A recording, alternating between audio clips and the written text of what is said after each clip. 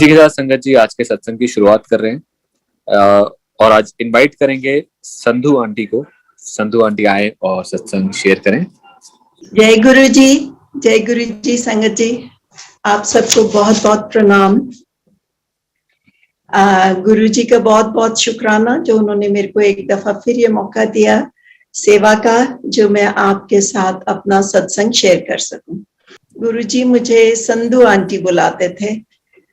Even though my husband सारी army life में उन्होंने अपने आप को MP सिंह ही के नाम से वो जाने जाते थे, पर जैसे ही गुरुजी के दरबार में आए तो गुरुजी ने हमको संधूस बुलाना शुरू किया हमारे सरनेम से। तो गुरुजी का बहुत बहुत शुक्राना। So I prefer to be called Sandhu aunty because वो हमारे गुरुजी का बुलाया हुआ नाम था। तो संगत जी, हमारा सफर गुरुजी के साथ शुरू हुआ 2003 में, जब हम लोग दिल्ली में पोस्टेड थे और ये हमारी लास्ट पोस्टिंग थी। इसके बाद हम लोग रिटायर होके घर आने वाले थे। तो गुरुजी ने हम पे मेहर करी, हमको अपने चरणों में जगह दी। उनका अपने आप ही बुलावा आ गया।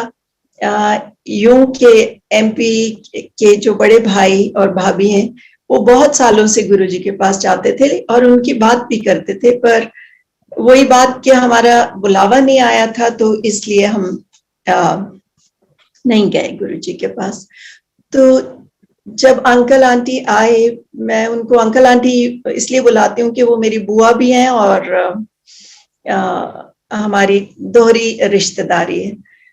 तो जब वो शाम को जाने लगे गुरुजी के मंदिर, तो मुझे नहीं मालूम, हालांकि अभी तक तो हम ये कहते थे कि नहीं हम किसी गुरु के पास नहीं जाएंगे, तो मुझे नहीं मालूम मेरे दिल में क्या आया, तो मैंने यूं ही उनसे कहा कि मैं भी चलूं।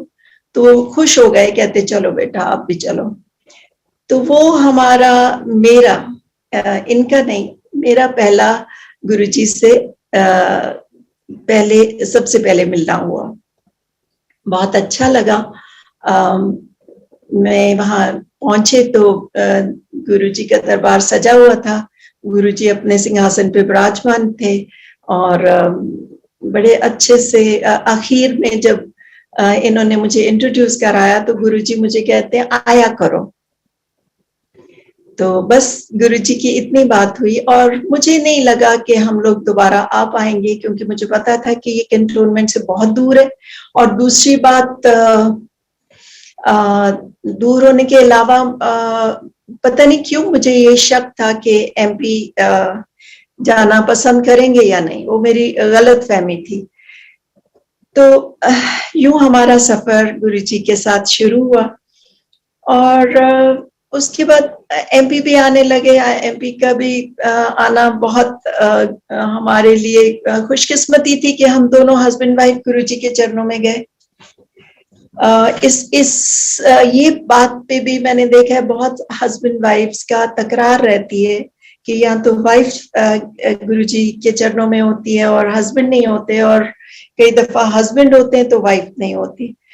तो ये गुरुजी की बहुत मेहर थी, बहुत बड़ी मेहर थी कि हमारे घर में इस बात को लेकर कभी भी कोई शक शुबा नहीं हुआ। हम बहुत खुशी से दोनों जाते थे गुरुजी के चरणों में, और गुरुजी खुश नसीबी है हमारी कि उन्होंने हमको अपने चरणों में जगह दी और इतनी मेहरें करी कि उनका बयान भी नहीं हो सकता। कितनी परिवार पे, हम पे, सब पे, हम पे बहुत गुरुजी की मेहर रही।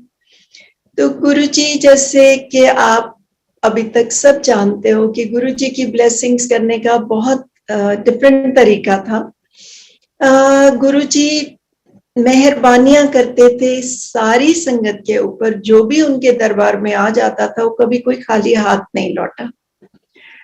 हाँ, थोड़ा गुरुजी के ऊपर भरोसा रखने की जरूरत होती थी तो गुरु जी के ब्लेस करने के कितने तरीके थे। सबसे पहले तो आप उनके चरणों में पहुंच गए तो आप समझ लीजिए कि ब्लेस हो गए आप। और फिर जो गुरु जी लंगर का जो ब्लेसिंग होती थी और जो आपको सिखलाई मिलती थी कि 4 लोग एक ही थाली में हम लोग लंगर शेयर करते थे, तो वो भी गुरु जी की बहुत ही बड़ी ब्लेसिंग थी। क्योंकि ह्यूमिलिटी के अलावा जो हम इतनी ब्लेसिंग ले जाते थे और इतनी हीलिंग गुरु जी ने लंगर के थ्रू करी है। आपने अब तक तो बहुत से सत्संग सुन लिए होंगे कि कैसे गुरु जी ने अगर किसी को डायबिटीज होती थी तो उसको खूब मीठा खिला देते थे, किसी को हाइपरटेंशन है या हार्ट की प्रॉब्लम है तो उसको खूब सारा घी और प्रसाद घी वाला और खूब सारा खाना खिलवा देते थे। और यूं ही गुरुजी अपने सिंपल सादे तरीके से सबको हील करते हुए चले जाते थे। तो जो शब्द चल रहे होते थे वो गुरुजी के अपने सिलेक्ट किए होते थे। देवर चार्ज्ड विद हिज एनर्जी। तो वो आज भी हम सुनते हैं तो बस वहीं पहुंच जाते हैं गुरुजी के दरबार में। अभी हम बड़ी स्ट्रिक्टली जो गुरुजी के टाइम पे शब्द कीर्तन होते थे, हम उन्हीं से हमको सुकून मिलता है, हम वही सुनना पसंद करते हैं और गुरुजी के चरणों में लीन होते हैं वो सुन के। और तीसरी बात, जो गुरुजी सत्संग कराते थे, उस टाइम संगत थोड़ी होती थी। हम एम्पायर स्टेट से जाना शुरू हुए तो संगत बहुत ज्यादा नहीं होती थी।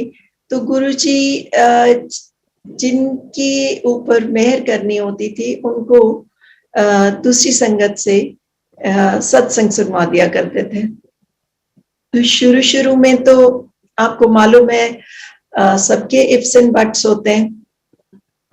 तो यूं महसूस होता था कि क्यों ये अपनी महिमा क्यों करवाते हैं।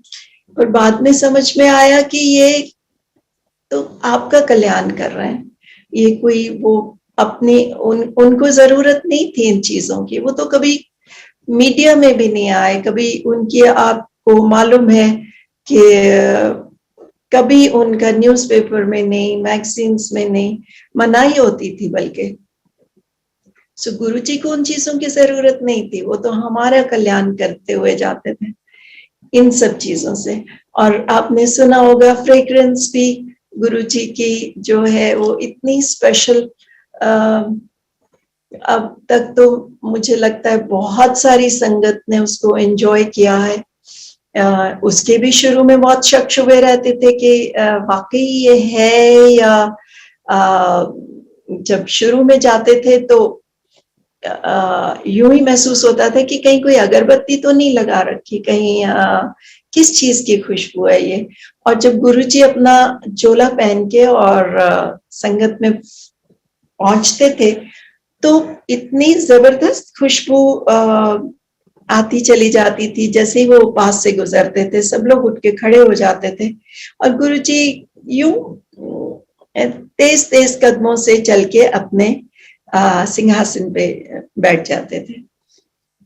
तो fragrance is also another blessing. आप देखिए आज तक कहीं भी किसी जगह पे भी आपको वो ब्लेसिंग वो मुहैया कर देते हैं जिसके ऊपर उन्होंने मेहर करनी हो, चाहे वो यहाँ हो वहां हो कहीं भी हो।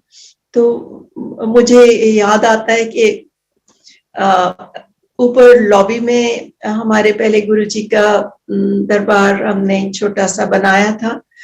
तो मैं ऊपर घूम रही थी और नीचे किचन में बैंगन की सब्जी भरते के लिए रोस्ट कर रहे थे बैंगन। तो वो ऊपर नीचे उतनी उसकी अनप्लेजेंट स्मेल नहीं आ रही थी जितनी कि ऊपर मुझे लॉबी में महसूस हुई।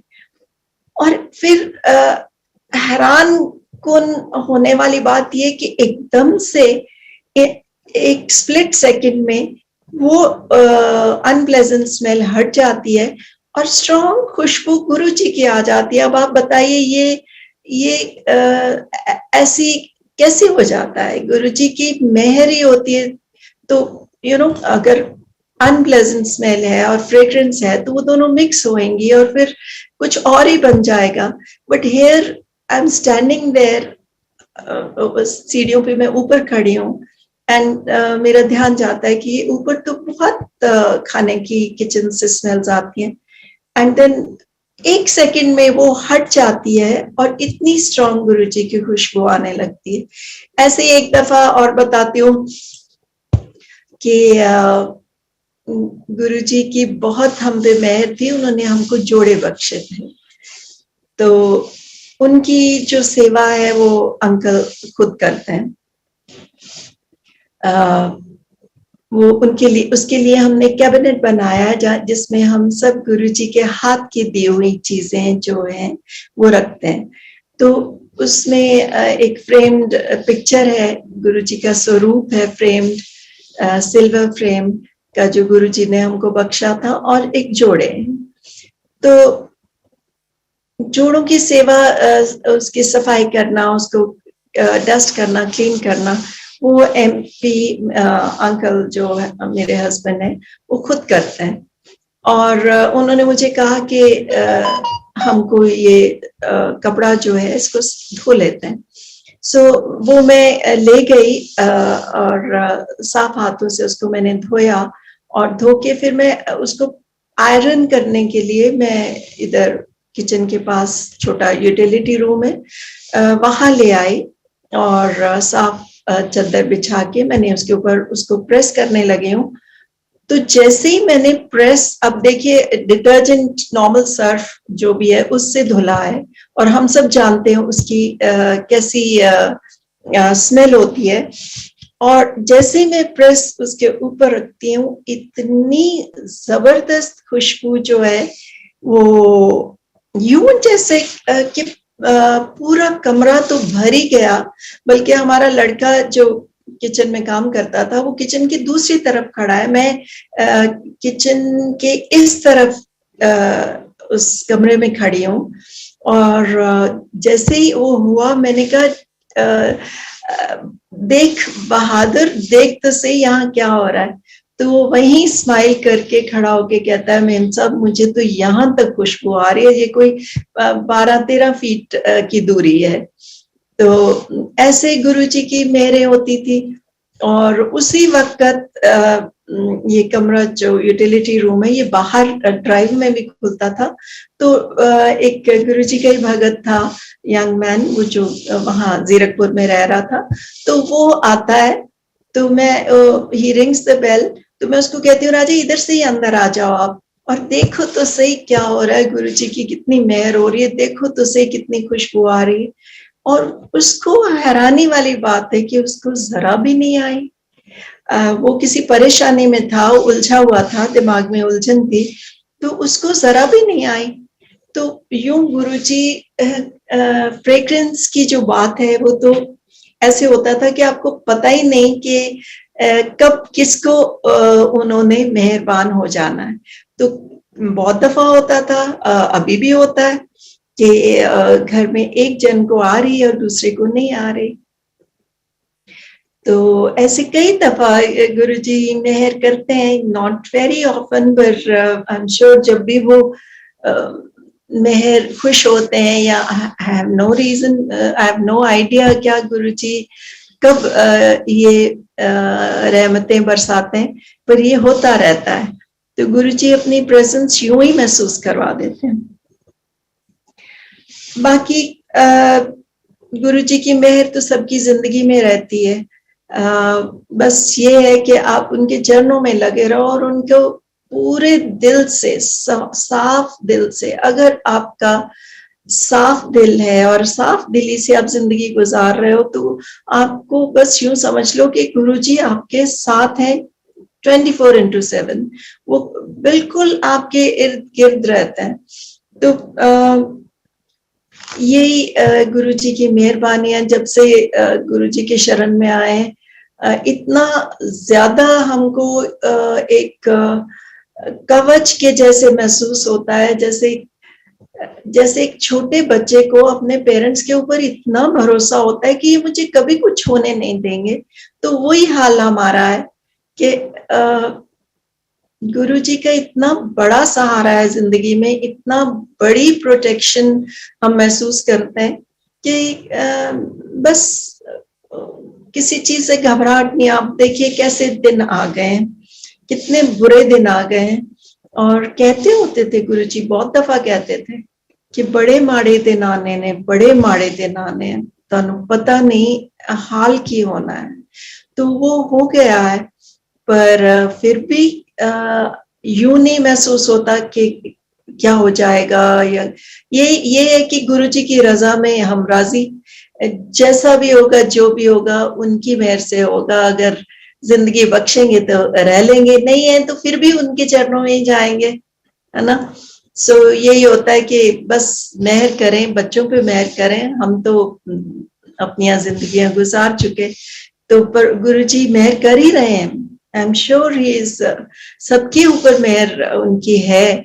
और अगर किसी के घर में कुछ ऐसा हो भी जाता है तो उसको भी गुरुजी उनके साथ है, उनको हिम्मत बख्शते हैं कि वो जो भी उनकी लाइफ में अच्छा नहीं हुआ तो गुरुजी उसके लिए भी उनको हिम्मत बख्शते हैं। और बस गुरुजी यूं ही सबके ऊपर मेहर करते रहे।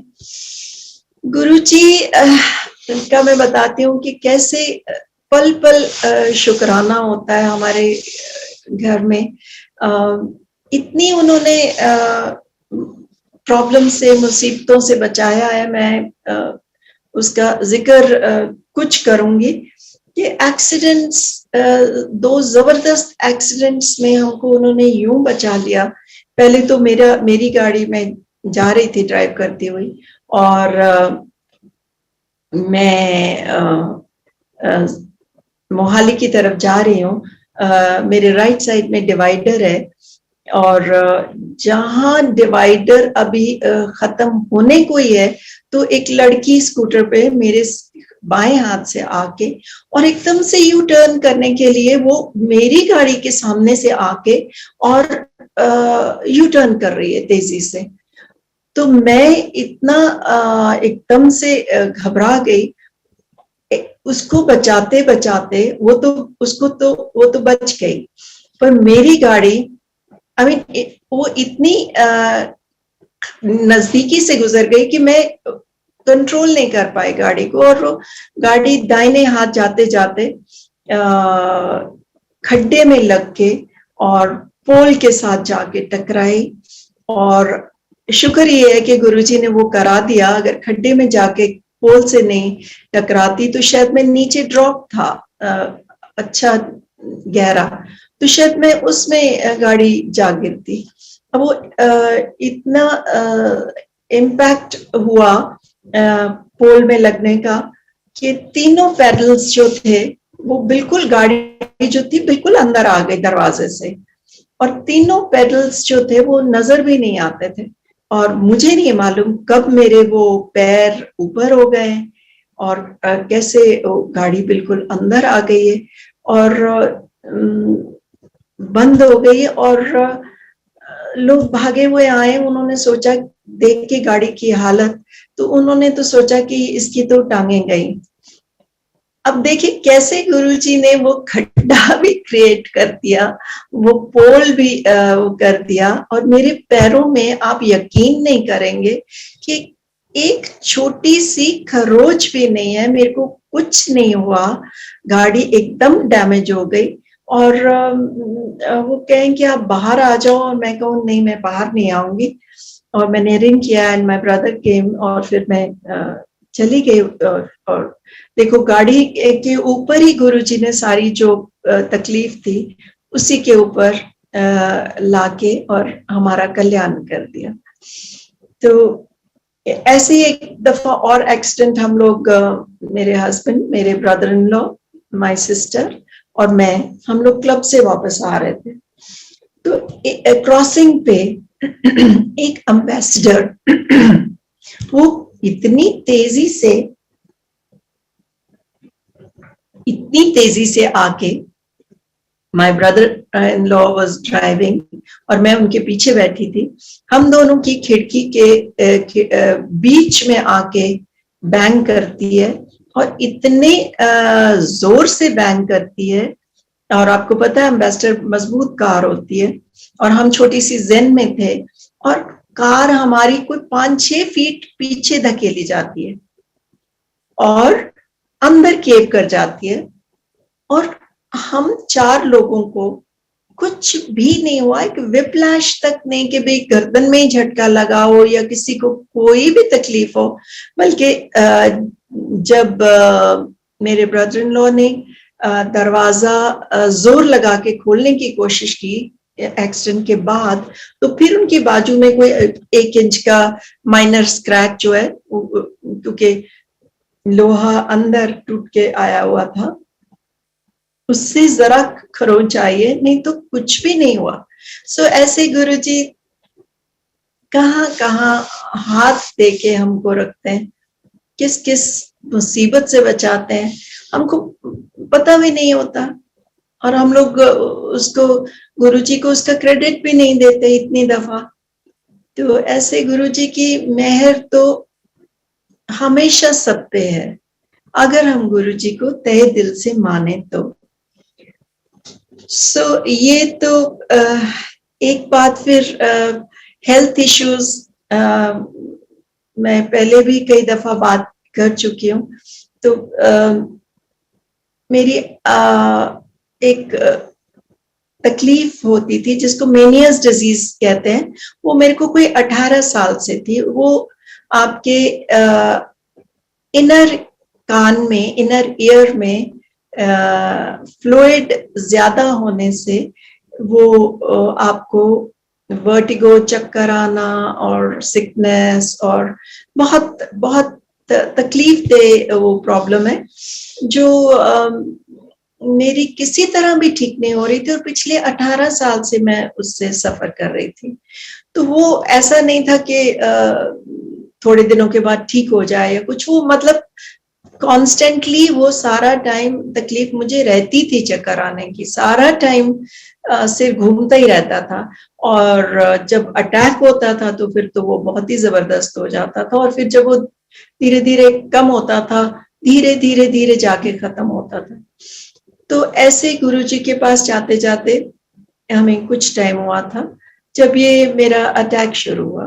तो एक होम्योपैथिक मेडिसिन थी जो मैं खाती थी, जिससे मेरे को थोड़ी राहत, इन द सेंस कि भाई वो अटैक जो था थोड़ा सा माइल्ड हो जाता था, वो हटता नहीं था लेकिन इतना जबरदस्त नहीं होता था कि मैं बिल्कुल ही बिस्तर पे ही लेटी रहूं, क्योंकि 18 साल तक तो आप जिंदगी बिस्तर पे नहीं गुजार सकते।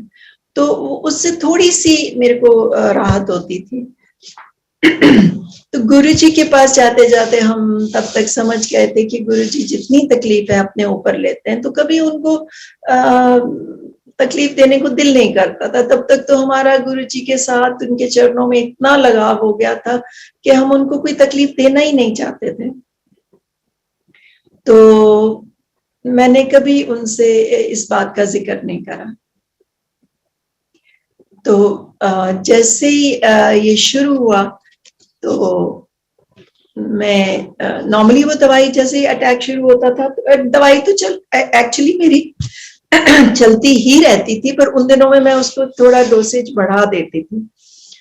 तो जैसे ही अटैक शुरू हुआ मैंने कहा गुरुजी सबको कहते हैं कि मैं कोई डॉक्टर है, पर फिर ठीक भी करते हैं, सबको करते हैं। कितनी बड़ी बड़ी तकलीफें गुरुजी के वहां हमने देखी अपनी आंखों के सामने, कितने लोगों की इतनी बड़ी बड़ी बीमारियां जो है गुरुजी ने गायब करी, कुछ जल्दी, कुछ लेट, कुछ देर से, लेकिन सबके ऊपर मेहर करी।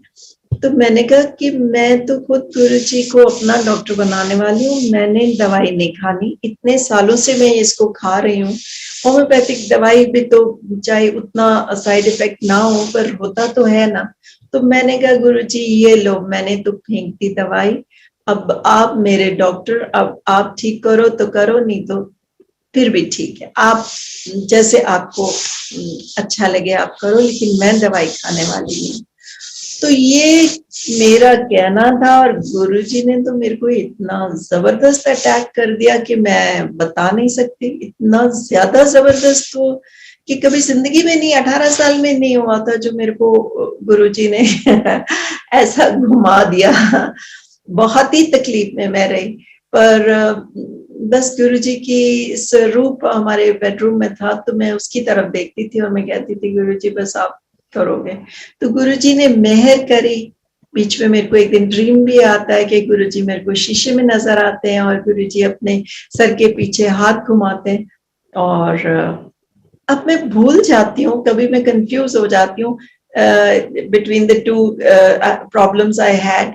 तो ये 16th डे को जाके गुरुजी ने मेरे को अच्छा घुमा घुमा के सिख कर करके और इतना तकलीफ दे दे किया, और फिर एकदम से यूं तकलीफ उठा ली कि मैं आपको बता नहीं सकती कि एकदम से जब मैं सुबह उठती हूँ तो मेरा बिल्कुल तबीयत इतनी बढ़िया कि मैं चाहे जाके जॉगिंग कराऊं, भाग के रन कराऊं, इतनी मैं फिट और बिल्कुल परफेक्ट महसूस कर रही थी। चक्रों का कोई नाम निशान नहीं, सिकनेस का, उल्टी का कोई नाम निशान नहीं, कान में आवाज का कोई, कान में आवाज मेरे आज भी आती है, वो शायद गुरुजी का रिमाइंडर है, पर जो इतनी जबरदस्त आवाजें आती थी वो नहीं थी उस टाइम, तो खैर ये भी नहीं थी।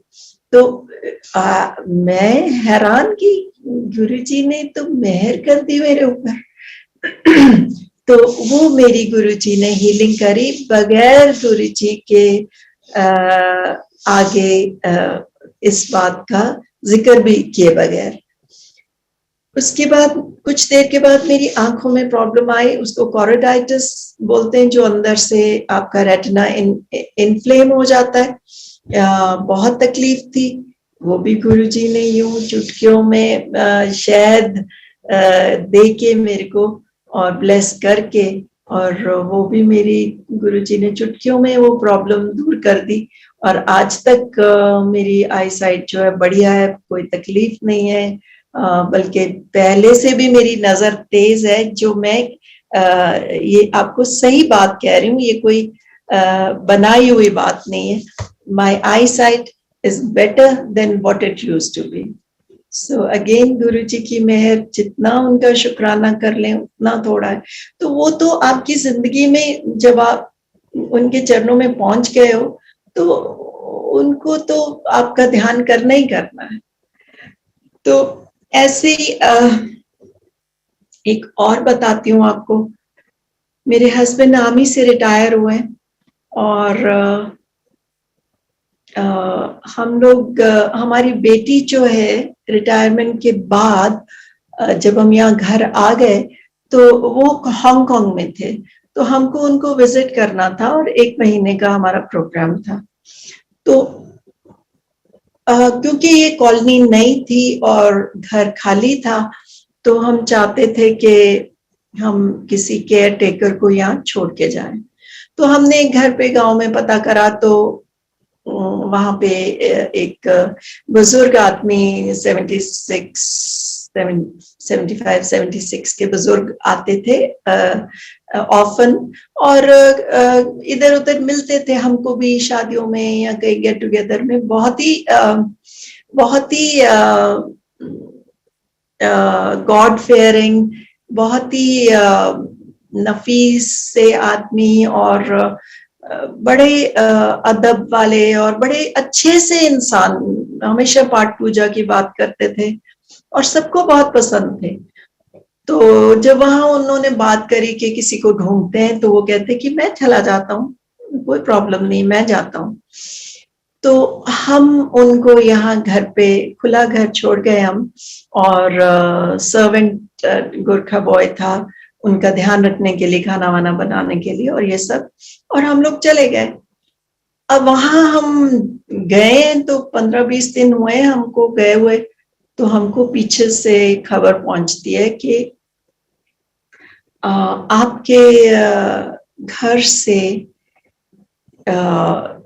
उनको अरेस्ट कर लिया है। घर से बाहर वॉक के लिए गए थे तो उनको अरेस्ट कर लिया है, और वो तो उनके तो टेररिस्ट के साथ लिंक थे।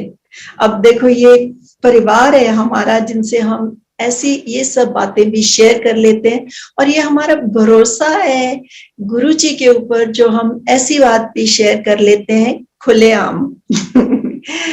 तो जैसे हमको ये पता चला तो हमारे तो पैरों के नीचे से जमीन निकल गई। अब ये चाहे मैं खुद कह रही हूँ और गुरुजी गवाह हैं, और गुरुजी जानते हैं कि मेरे हस्बैंड जो है नेक, ऑनेस्ट टू द कोर, और बिल्कुल साफ दिल हीरा आदमी है। तो उन्होंने कभी जिंदगी में कभी कोई गलत काम किया ही नहीं।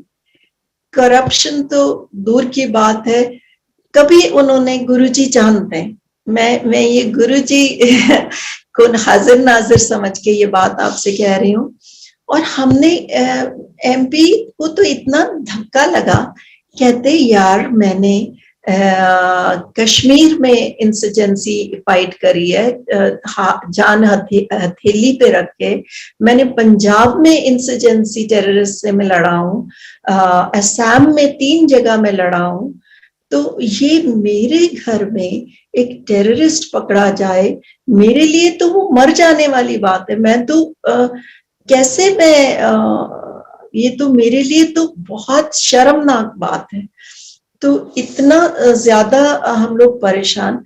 तो फिर हम तो घूम फिर के, हमारा तो एक ही आसरा है ना। तो इन्होंने गुरुजी का स्वरूप जो इनके कैमरा फोन में रहता है, तो कहते हैं गुरुजी ये क्या हो गया है। हाँ, मैंने, आप जानते हो कि ऐसा कुछ भी नहीं है, तो ये क्या हो गया है, अब आप ही करो जो कुछ करो। तो आप यकीन नहीं करोगे, कुछ दिनों के बाद हमको ये खबर मिलती है कि वो जो शख्स थे वो हमारे, हालांकि हमारे घर में रहे थे, और उनको उन्होंने एप्रीहेंड करा था बाहर जब वो वॉक कर रहे थे। लेकिन न्यूज़पेपर्स में आया कि सो एंड सो आदमी जिनके टेररिस्ट के साथ लिंक रहे हैं, उनको चंडीगढ़ में कहीं पकड़ा गया। हालांकि हम जीरकपुर में रहते हैं। तो देखो गुरुजी ने कैसे वो हमारा कैसे हमें उस उलझन से बाहर किया। ना तो कभी हमसे किसी ने पूछा, ना हमको कोई क्वेश्चन करने आया, ना हमको किसी ने फोन किया, ना कभी भी उस बात का दोबारा जिक्र हुआ। और अब तो खैर वो भी अब क्या, soon he was out, we have no idea, we never followed it कि भाई क्या था और क्या नहीं था। we have no idea, we never found out। हमारा कनेक्शन हमारे गुरुजी के साथ है जिन्होंने हमको इस तकलीफ से, इस मुसीबत से निजात दिलाई। और देखिए कैसे, नहीं तो एक जनरल के घर में एक टेररिस्ट पकड़ा जाए तो आप सोच सकते हो कि उसके साथ क्या हो सकता है और क्या मीडिया का रोल होता है, आप जानते हो। तो कैसे वो तो इनोसेंट लोगों की भी धज्जियां उड़ा दें, और यहाँ तो उनको मौका मिलता बहुत बड़ा। तो कैसे गुरुजी, अगर आप नेक हो, अगर आप सही हो, तो फिर गुरुजी आपके हाजिर नाजिर हैं ऑल द टाइम। तो ये है हमारे गुरुजी।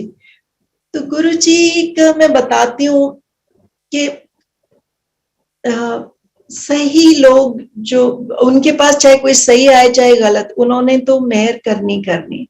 लेकिन जिनके ऊपर इतनी मेहरें होती थी, मुझे ये बताओ कि फिर वो गलत काम कहाँ कोई करने का सोचेगा, जब आपको पता है कि मैं कई बार यंग बच्चे भटक जाते हैं, गलत रास्ते में हो जाते हैं। पर मैं देखती थी इतने डिवोटेड बच्चों के साथ तो खास तौर पे गुरुजी का बहुत ही प्यार था। और देखो कितने I think thousands of children जो अब जवान लोग हैं और अपनी लाइफ में गुरुजी को लेकर चल रहे हैं, वो कहाँ गलत रास्ते में जाएंगे। और गुरुजी ऐसा नहीं था कि आप कुछ भी करो गलत और वहां पहुंच जाओ। हम लोगों ने अपनी आंखों से गुरुजी को अच्छा खिंचाई करते हुए लोगों की देखा है। खड़े होके कहते थे बता क्या करतूत करके आया है या आई है, वो बख्शते नहीं थे। तो ऐसा नहीं था कि आप कुछ भी करो और पहुंच जाओ गुरुजी के पास। फिर आपको सही रास्ते का ही चूज करना पड़ता था अगर आप गुरुजी के शरण में हो। तो कितने लोगों का अंशोर उन्होंने सुधार किया, ऐसे कितने लोगों का। तो गुरुजी की बातें तो इतनी है जो मेरे को अच्छा लगता है वो बोलना जो गुरुजी के मुंह से हमने अपने कानों से सुना है। बहुत सारे गुरुजी बहुत ज्यादा खुद बहुत ज्यादा बात नहीं करते थे, वो 1 to 1 बात करते थे, डिस्कोर्स नहीं देते थे, कोई यूं ज्ञान की लंबी बातें नहीं करते थे। बस कभी कभी कहीं छोटी सी बात जो हम लोग ना सब संगत ट्रेजर करती थी। और अब मेरे को इतनी खुशी होती है कि अब जब सब लोग सारा परिवार हमारा गुरु परिवार अब जब इतने सारे सत्संग सुनते हैं, तो कितनी गुरुजी के कहे हुए जो जेम्स ऑफ विजडम है या जेम्स ऑफ डिविनिटी मैं कहूंगी, वो है हमको वो सुनने को मिलते हैं। पर आज मैं शेयर करती हूँ वो जो मैंने खुद उनको अपने मुंह से और हमने अपने कानों से कहते सुना है। तो गुरुजी सबसे पहले तो यही कहते थे कि मन्नो मंगो नहीं, ये हमने उनको कहते सुना है। और ये भी कहते थे कि जेड़ी मंगन वाली चीज है वो तो कोई मंगदा ही नहीं। सारे कोई कहता है मैनू बच्चा दे दो, कोई कहता है मेरे को बिजनेस में मेरी प्रॉब्लम है, कोई कहता है मेरी बीमारी है। तो कहते जेड़ी मंगन वाली चीज है, अब सब ज्यादातर लोग वहां तकलीफ में आते थे, तो हैं तो हम ह्यूमन ना, तकलीफ तो बर्दाश्त नहीं ना होती।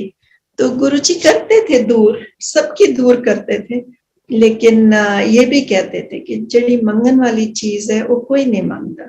और फिर कहते थे कि लॉजिक और अकल जेड़ी है अपनी वो जोड़ियां कुल छट के आओ। मूर्खों के हम दास कहते होते थे कि अगर आप भोले साफ दिल होके मेरे पास पहुंचते हो और साफ दिली से मेरे साथ बातें करते हो, तो मैं बस आपका हूं। मुझे याद छोटी सी बात आती है, एक यंग मैन आपने शायद सुना हो उनका, मैंने सत्संग सुना, मेरे को बड़ी अच्छी प्यारी सी बात उनकी लगी। तो वो कहता है कि मैं बड़ा कानों का कच्चा होता था, तो गुरुजी के ऊपर भरोसा बनता और फिर छूट जाता और फिर बनता और ऐसे। और गुरुजी करते भी ऐसे थे, भरोसा किसी को जल्दी से करने देते भी नहीं थे, वो खूब घुमा देते थे। कहते होते थे मैं पंबल पूसियांच पा के रखना सारे। तो वो सेवा करता था, बाहर था, तो उसने 2 लेडीज को बात करते हुए सुना। उन दिनों में गुरुजी स्टील के ग्लासों में रुद्राक्ष की माला होती थी गुरुजी के पास, वो पानी में भिगो के और वो जल प्रसाद देते थे, और वो उनकी मर्जी होती थी कि किसको वो मिले। तो सॉरी, तो वो लेडीज बात कर रही बाहर जोड़ों के पास कि ये तो कुछ गलत काम होता है यहाँ पे, ये तो कोई तांत्रिक शांत्रिक है, पता नहीं ये क्या पिला देते हैं। देखो कैसे लोग ये बैठे, कोई ऐसे इतनी देर इतनी मगन होके कीर्तन सुनते सुनते ऐसे कुछ हो सकता है, ये तो जरूर कोई गड़बड़ वाली बात है, पता नहीं ये क्या करते हैं, कुछ गड़बड़ है, ये तो कोई तांत्रिक है या कोई ऐसे ऐसा नेगेटिव फोर्स है जो, तो इसने बेचारे ने वो सुना और कहता मेरा दिमाग घूम गया तो सीधा था, भोला था, और जाके गुरुजी को बोल भी दिया जब कभी उसकी हिम्मत हुई कि गुरुजी मैंने तो ऐसे ऐसे बात सुनी है कि आप ये पानी में कुछ मिला के दे देते हो और देखो कैसे लोग झूम रहे हैं और कैसे मस्ती में बैठे रहते हैं आपके पास। तो उसकी बात मुझे इतनी स्वीट लगी, कहते और गुरुजी की उससे भी ज्यादा स्वीट लगी कि उन्होंने ना तो उससे नाराज हुए, ना उसको डांटा, ना अंदर ही इस बात का गुस्सा रखा, उसको इतने प्यार से समझाते हैं और कहते हैं कि कमलिया जेड़े तांत्रिक हुंदे हो किसी दा भला नहीं करते, ते नाले तांत्रिक तां इन्ने गोरे चिट्टे नहीं हुंदे so sweetly Guruji explained to him, and at the same time, you know, I'm sure even those ladies were blessed. अब हम you know, we are human and सब गलत काम भी तो दुनिया में बहुत होते देख लिया ना, तो जो फेथ है वो धीरे धीरे बनता है, पर हमने बहुत टाइम लगा दिया, हमने गुरुजी को समझने में बहुत टाइम लगाया। सो गुरुजी ये कहते थे कि मंगो नहीं मन्नो। और एक बार मैंने उनको सुना, कोई खुद ही बात कर रहे हैं, कहते हैं जेड़ा ਤੁਹਾਡੀ ਅੱਖ ਫੜਕਦੀ ਹੈ, ਖੱਬੀ ਫੜਕ ਰਹੀ है, सज्जी फड़क रही है, ये चंगी हुंदी है, ये चंगी नहीं हुंदी, ये जो आंख फड़कती है। तो कहते कि एवें लोकी वहमां विच पए रहिंदे, ये कोई वहम करन वाली गल नहीं, ये तां रब दा अकुप्रेशर है। सो मुझे ये बात उनकी इतनी अच्छी लगती है कि सच में हम लोग नेगेटिविटी की तरफ इतना भागते हैं कि हम लोग छोटी सी बात को भी हम नेगेटिव एंटीसिपेशन बना देते हैं। तो गुरुजी ने उसी को कितना पॉजिटिव कर दिया कि ये तो रब ताड़ा अकुप्रेशर कर रहा है, ताड़े कोई खराब गल नहीं हो रही। सो गुरुजी पॉजिटिव सोच का भी हमेशा कहते थे कि घर में कलेश ना रखो, पॉजिटिव रहो, हैप्पी रहो, पति पत्नी एक दूसरे से खुश रहो और बच्चों का अच्छे से परवरिश करो। तो ऐसे ही गुरुजी को मैंने कई दफा कहते सुना। चुगली और चावल दोनों से मनाही होती थी, और सच में कहते थे कि चुगली करने से आप दूसरे आदमी की सारी नेगेटिविटी अपने पास ले लेते हो, उसके बुरे कर्म अपने ऊपर ले लेते हो। तो नीवा होना सिखाते थे गुरुजी हमेशा, कि नीवे होके रहो। सो ऐसे गुरुजी की मेरे हमेशा इतनी होती थी, और बिठाए रखते थे हम लोग इतनी खुशी खुशी, पता नहीं कितने देर तक गुरुजी के चरणों में बैठे रहते थे, बहुत लेट तक खुशी खुशी उनके चरणों में बैठते थे। तो फिर जब संगत चली जाती थी, कुछ लोग रह जाते थे, फिर गुरुजी चेंज करके और वॉक के लिए निकल जाते थे, फिर वापस आते थे, आके फिर बैठ जाते थे, और हमको इतना अच्छा लगता था कि you felt so privileged, so special. और ये जो स्पेशल फील कराना है ना, ये गुरुजी सबको ही करा देते थे। ऐसा नहीं कि कुछ ही लोग कि भाई वो उनके फेवरेट्स थे और एनीथिंग लाइक दैट, सब तरह के लोग उनको वो बड़ा स्पेशल सा महसूस करा देते थे। तो मुझे याद आती है बात, बड़े मंदिर में जब बड़ा सत्संग होता था तो अच्छा क्राउड हो जाता था, भर जाता था हॉल, और फिर कुछ लोग बाहर भी बैठ जाते थे, बस इतना क्राउड होता था। और खाना सर्व होता था गार्डन्स में, या फिर थोड़ा ज्यादा क्राउड होने लग गया था तो गेट से बाहर लेफ्ट साइड में लंगर लग जाता था। उससे पहले तो खैर पीछे ही किचन पहले होता था, तो वहां थोड़ी संगत होती थी, तो वहां भी सर्व होता था। तो बाद में वहां बड़े अच्छे से कभी तो कोई सिंगर आए होते थे या कोई डांसर्स आए होते थे, परफॉर्मेंस होती थी और ब्यूटीफुल सा माहौल है। गुरुजी बैठे बस सब तरफ उनकी नजर घूम रही होती थी, सबको ब्लेस ही कर रहे होते थे। तो एक दफा आखिर में आरती होती थी। आरती सिर्फ लेडीज ही करती थी उस टाइम पे, और बहुत जो आरती का एक ही दफा वो बजाया जाता था, तो उतने में बस जितने लोगों ने कर ली सो कर ली। तो क्योंकि सबकी ख्वाहिश होती थी कि हम आगे होके जल्दी से गुरुजी की आरती जरूर कर लें, तो बड़ी हफड़ा दफड़ी सी मच जाती थी, थोड़ा पुल पुश हो जाता था। तो मैं और मेरे हस्बैंड हम लोग पीछे जहां भी होते थे वहीं खड़े होके आंखें बंद करके और गुरुजी की आरती को एंजॉय करते थे। और मैं तो यूं ही विजुअलाइज करती थी कि मैं बस आंखें बंद करके कि मैं ही गुरुजी की पूरी आरती में खुद कर रही हूँ। तो ये मैं सिर्फ अपने दिल में सोच में ही वैसे सोच लेती थी, और बड़ा अच्छा बहुत ब्यूटीफुल माहौल होता था। तो एक दिन हम लोग बैठे हुए थे, पायलट आंटी है, आप सारे जानते होंगे, संगत में बड़ी अच्छी बहुत ही प्यारी सी गुरुजी की संगत है। तो पीछे से आती हैं और मेरे कंधे पे लगा के कि उठो आंटी चलो आरती के लिए चले। तो मैंने कहा नहीं आप चलो, हम उठ रहे हैं तो आप चलो। कहते नहीं नहीं चलो। जैसे उनको ना मैं बताती हूँ, कुछ देर पहले हम लोग मिले तो कहते मैं थोड़ा लेके गई हूँ, तो गुरुजी का ही हुक्म होगा। तो मुझे वो बाजू से पकड़ के और खींचती हुई ले गई। उधर वो ना कॉर्डन बना देते थे हाथ पकड़ के कि ह्यूमन चेन सी बना देते थे कि आगे ज्यादा जमघट ना हो और गुरुजी के पास। तो वो खींचती हुई मुझे ले गई और वो चेन के उस तरफ है, मैं इस तरफ हूँ, तो खींच खांच के वो मुझे ले गई। और मैं बड़ी घबराई सी। मैंने अभी कुछ देर पहले मेरे को इट वाज डिलाइटफुल, किसी ने वो वीडियो भेजी, मेरे को इतना अच्छा लगा वो देख के कि वाकई मैं बड़ी कंफ्यूज सी घूम रही थी कि मैं आगे जाऊं या नहीं जाऊं। यहाँ तो बहुत लोग आगे आगे होने को जावान है और मैं जरा पीछे ही हो जाती हूँ। तो वो आखिर तक मुझे खींचती हुई ले गई। और फिर दैट वाज पहली दफा मैंने गुरुजी की आरती करी और बहुत अच्छा लगा, बहुत ही अच्छा लगा। वो भी मेरी बहुत खास एक बहुत स्पेशल सी मेमोरी है जो मैं हमेशा उसको याद रखती हूँ।